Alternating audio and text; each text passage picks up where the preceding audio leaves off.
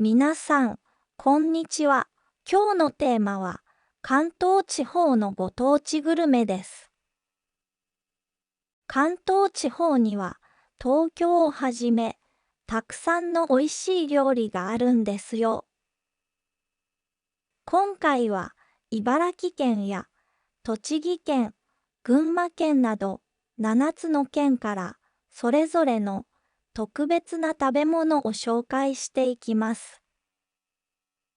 日本に来たことがある方や、日本の料理に興味がある方、最後までぜひ楽しんでくださいね。茨城県は東京の北東にあります。自然が豊かで、特に農業が盛んな場所です。まずは茨城県の名物、納豆を紹介します。納豆は茹でた大豆を発酵させた食べ物です。納豆はとても粘り気があり、匂いも独特です。白いご飯にかけたり、醤油やネギ、卵と一緒に混ぜて食べます。茨城県にはそぼろ納豆という特別な納豆もあります。これは納豆に切り干し大根を混ぜた料理で、噛むとカリッとした食感も楽しめます。納豆は健康に良い食べ物として日本人にとても人気です。次にスタミナラーメンです。スタミナラーメンは甘辛いスープにレバーや野菜がたくさん入っています。スープは少しとろみがあって、麺にしっかり絡みます。レバーは少し癖がありますが、スープの甘辛さで食べやすくなります。夏に体力をつけたいときによく食べられる料理です。次に茨城の白魚料理を紹介します。白魚は小さくて透明な魚です。新鮮な白魚は生でそのまま食べることもできます。口に入れるとさっぱりした味わいが広がります。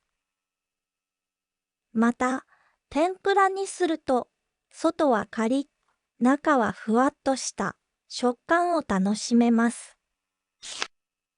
メロンも茨城の特産品です。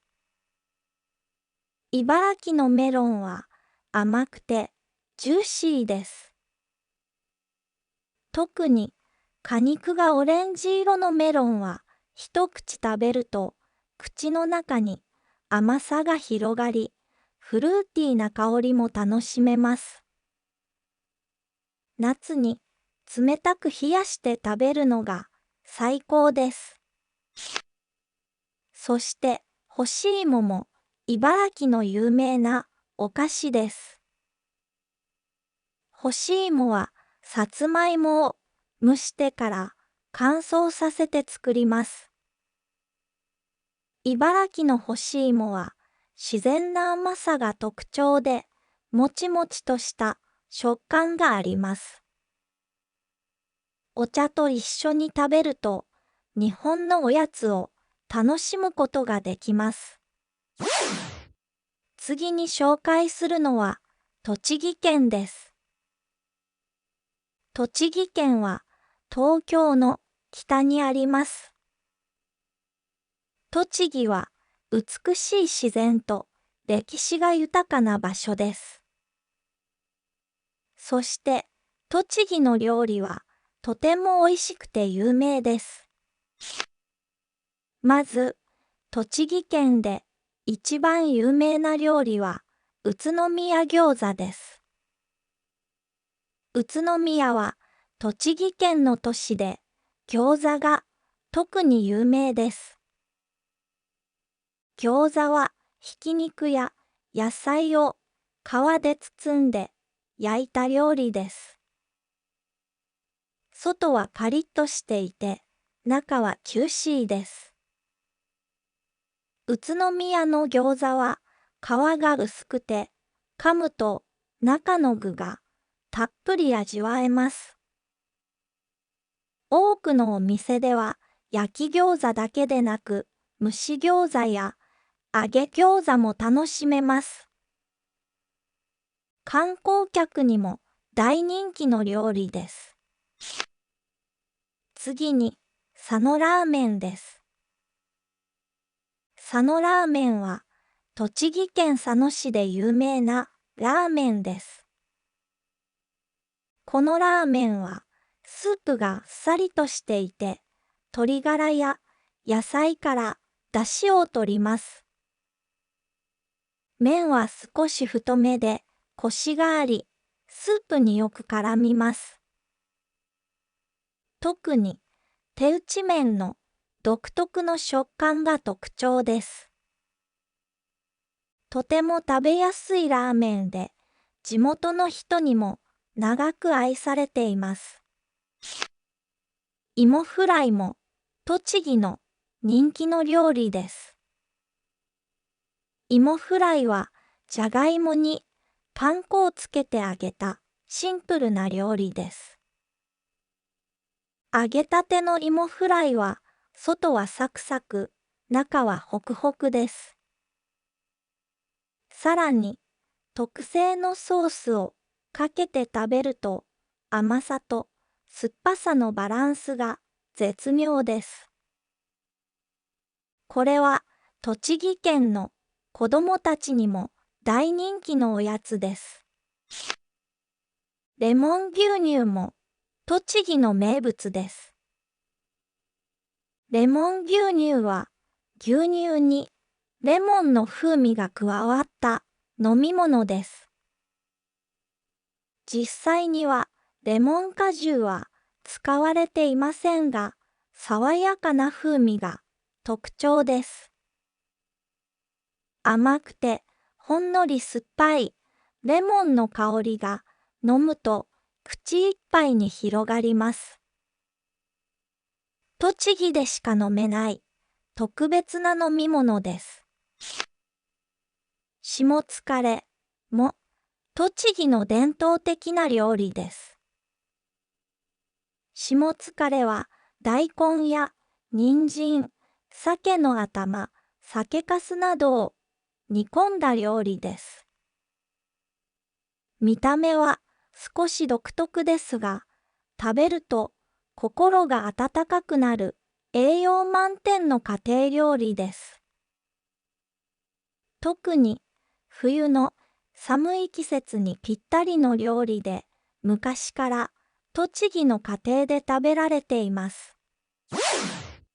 次に紹介するのは群馬県です。群馬県は東京の北西に位置していて、山や温泉がたくさんある自然豊かな場所です。群馬県では特に小麦を使った料理が多くあります。また、群馬は野菜や果物もたくさん取れる場所です。まず、群馬県の名物、水沢うどんを紹介します。水沢うどんは群馬県の伊香保温泉の近くで有名なうどんです。このうどんは日本の三大うどんの一つでとても人気があります。水沢うどんの麺はとても白くてつるつるとした食感が特徴です。つけ汁は冷たい醤油ベースのものや温かいものがあります。噛むとしっかりとしたコシがあり、喉越しが良いので、暑い日でもさっぱりと食べられます。次に紹介するのは、群馬の伝統的なおやつ、焼きまんじゅうです。焼きまんじゅうは甘い味噌だれをかけた蒸しパンのようなものです。串に刺して炭火で焼くことで、外はカリッと、中はふわっとした食感になります。甘じょっぱい味噌だれの香ばしい香りが食欲をそそります。地元ではお祭りや特別な日によく食べられています。おっきりこみも群馬の有名な郷土料理です。おっきりこみは幅の広い手打ちのうどんを野菜と一緒に煮込んだ料理です。具材には季節の野菜やきのこ、豆腐などが入ります。スープは醤油ベースで野菜の甘みが溶け込んだ優しい味わいです。冬には体を温めるためにぴったりの料理です。群馬県で育てられる野菜の一つに下仁田ネギがあります。下仁田ネギは特に甘くて柔らかいことで有名です。焼くと甘みが増し、とろけるような食感になります。鍋料理や焼き鳥などに使われることが多く、地元では特に人気があります。こんにゃく料理も群馬県の名物です。群馬県はこんにゃく芋の生産が盛んで、日本で一番多く作られています。こんにゃくは低カロリーでヘルシーな食材として知られており、刺身こんにゃくや煮物、田楽として楽しめます。特に群馬の刺身こんにゃくはプルプルした食感が特徴で、さっぱりとした味わいが楽しめます。最後に紹介するのはだるま弁当です。だるま弁当は群馬県の高崎駅で売られているお弁当で、赤いだるまの形をした容器に入っています。お弁当の中には煮物やお肉、ご飯がぎっしり詰まっていて、駅弁としてとても人気です。だるまは日本では幸運を呼ぶシンボルとして知られており、このお弁当も幸運を願って作られています。次に紹介するのは埼玉県です。埼玉県は東京の北にあります。大都市に近いですが、埼玉には自然もたくさんあり、農業も盛んです。また、埼玉の伝統的な食べ物も多くあります。まず、埼玉県の有名なお菓子、草加せんべいを紹介します。草加せんべいは埼玉県草加市が発祥の焼いたおせんべいです。おせんべいは米を原料にした日本の伝統的なお菓子です。草加せんべいは醤油味が基本で、外側はカリッとした食感、噛むとお米の香ばしい風味が広がります。パリパリした食感が楽しく軽いおやつとしても人気があります。次に紹介するのは狭山茶です。狭山茶は埼玉県狭山市で作られているお茶です。狭山茶は深い味わいと豊かな香りが特徴で、日本の三大茶の一つとしても有名です。特に秋に摘まれるお茶は香りがよく味が濃厚で甘みも感じられます。日本のお茶文化を体験するなら、ぜひ狭山茶を試してみてください。埼玉県でよく知られている料理の一つに東松山焼き鳥があります。焼き鳥というと鶏肉を串に刺して焼くものを想像しますが、東松山焼き鳥は豚の頭肉を使います。この頭肉は歯ごたえがあり、濃い味噌だれをつけて食べるのが特徴です。甘辛い味噌だれが肉によく合い、ビールのお供としても人気があります。また、十万石まんじゅうも埼玉の名物です。十万石まんじゅうは薄い皮の中に甘いこしあんがたっぷり入ったおまんじゅうです。こしあんは滑らかな食感で甘さ控えめなのでとても上品な味わいです。このおまんじゅうは埼玉県のお土産としても人気があります。次に川越芋を紹介します。川越芋は埼玉県川越市で作られているさつまいもです。川越芋は甘くてホクホクした食感が特徴です。焼き芋やスイートポテトなどいろいろな料理に使われています。特に秋になると川越市でさつまいもを使ったスイーツや料理が楽しめる芋祭りが開かれます。そして埼玉のユニークな料理としてゼリーフライがあります。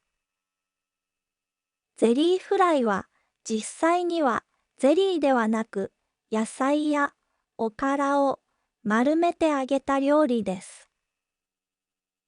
揚げたてのゼリーフライは外はカリッと中はふわっとしていてソースをかけて食べます。小さくて食べやすく昔ながらの素朴な味わいが人気です。次に紹介するのは千葉県です。千葉県は東京の東にあり、海に囲まれた場所です。千葉は新鮮な魚介類や農産物が豊富な地域として有名です。まず紹介するのは落花生です。千葉県は日本で一番多くの落花生を作っています。落花生はピーナッツのことです。千葉の落花生は粒が大きくて甘みがあります。いったり砂糖でコーティングしたりいろいろな形で食べられます。特に殻付きの入り落花生は香ばしくてつい手が止まらなくなる美味しさです。次になめろうを紹介します。なめろうは新鮮な魚を細かく叩いて味噌や生姜、ネギと混ぜた料理です。その名前の由来は美味しすぎて皿まで舐めたくなるという意味から来ています。使う魚はアジやイワシが多く、千葉の漁師たちが昔から食べていた家庭料理です。滑らかな食感と味噌のコクが絶妙にマッチして、ご飯のお供にもぴったりです。そして、勝浦担々麺も千葉の名物です。勝浦担々麺は千葉県勝浦市で生まれた辛いラーメンです。普通の担々麺とは違い、ごまの風味はなく、醤油ベースのスープにたっぷりのラー油が入っています。玉ねぎの甘みとピリッと辛いスープのバランスが絶妙です。寒い日に食べると体の中からポカポカと温まる一杯です。次に紹介するのはイワシ料理です。千葉県はイワシがたくさん取れる場所で、イワシを使った料理が有名です。イワシの刺身や塩焼き、天ぷらなど様々な形で楽しめます。新鮮なイワシは脂が乗っていて、とても柔らかく口の中でとろけます。千葉の海の恵みを感じられる一品です。鯛めしも千葉の人気料理の一つです。鯛めしは鯛の身とご飯を一緒に炊き上げた料理です。鯛の出汁がご飯に染み込んで風味豊かな味わいになります。千葉では鯛が新鮮なので、鯛めしの味も格別です。次に紹介するのは東京都です。東京は日本の首都で世界でも有名な大都市です。たくさんの人が住んでいて、食べ物もとても多様です。日本の伝統的な料理や海外の料理を楽しめる場所です。まず紹介するのはもんじゃ焼きです。もんじゃ焼きは東京の下町で生まれた料理です。お好み焼きに似ていますが、生地がとても薄く、とろとろの状態で食べます。キャベツ、イカ、エビなどの具材を鉄板の上で焼き、特製ソースをかけて食べます。鉄板でジュージューと音を立てながら焼き上がるもんじゃ焼きは香ばしい匂いが広がり、とても食欲をそそります。自分で焼く楽しみもあるので、友達や家族と一緒に楽しむ料理として人気です。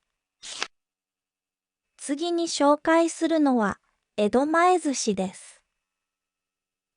江戸前寿司は東京で生まれた伝統的な寿司のスタイルです。